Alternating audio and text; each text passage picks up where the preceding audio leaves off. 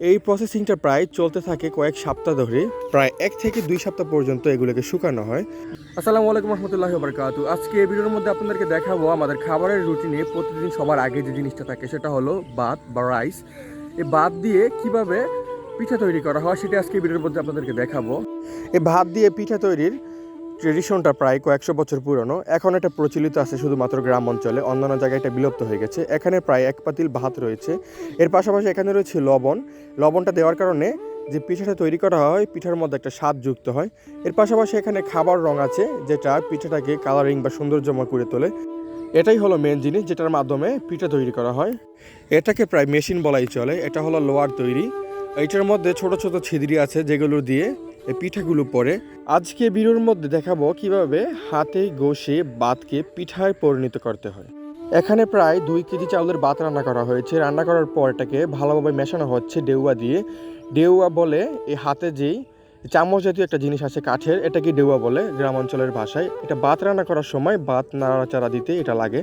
তারপর ভালোভাবে এই পাত্রের মধ্যে নামিয়ে নেওয়ার পর এটাকে ভালোভাবে মেশাতে হবে যাতে করে ভাতগুলো আস্ত না থাকে, মিশে যেন আটের গোলার মতো একটা পরিণত হয়। তারপর এটাকে ভালোভাবে যত্ন সহকারে গোলানো হচ্ছে। গোলানোর পর এটাকে ছোট ছোট ড্রো তৈরি করা হবে।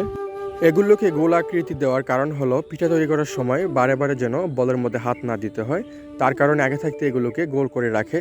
এগুলো গোল করার কারণে পিঠা তৈরির সময় হাতে ধরতে একটা অনেক সুবিধা হয়, তাই এগুলো আগে থাকতেই সবগুলো একসাথে গোল করে রাখা হয়। ভালোভাবে গোল করার পর গোলাটা হাতে নিয়ে মেশিনের ওপর রাখার পর এটাকে চাপ দিয়ে মেশিনের ওপর এর শক্তি প্রয়োগ করার পর এটা থেকে যে ছিদ্র আছে ছিদ্র দিয়ে ছোট ছোট আকারে, চিকন আকারে, পাতলা আকারে এখানে পিঠা তৈরি হয়।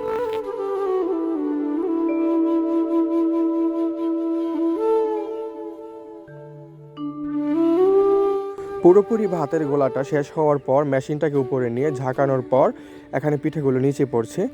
আর এখান থেকে তৈরি হয় ভাতের পিঠা বা সেওই। এই পিঠাটা বানানোর প্রায় কয়েক ঘন্টা পর প্রায় 3 থেকে 4 ঘন্টা লেগে যায় এটা শুকানোর জন্য, বা রোদ ভালো থাকলে 1-2 ঘন্টায় হয়ে যায়। এটাকে এখান থেকে লাড়া যাবে না। প্রায় 2 থেকে 3 ঘন্টা পর এই সেওইটাকে এখান থেকে নাড়ানো হবে। নাড়ানোর পর অন্য কোথাও নেওয়া হবে ভালো রোদের জন্য বা শুকানোর জন্য।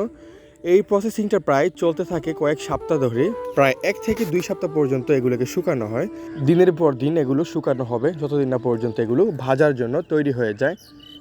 আশা করি সম্পূর্ণ ভিডিওটা দেখার পর ভালো লাগবে, আর এখান থেকে শিখতে পারবেন কিভাবে 90 দশক আগের ট্রেডিশন আমাদের চাউল থেকে ভাত আর ভাত থেকে কিভাবে পিঠা তৈরি করতে হয়। আশা করি এর পরের ভিডিওর মধ্যে দেখাবো কিভাবে এগুলো শুকাতে হয়।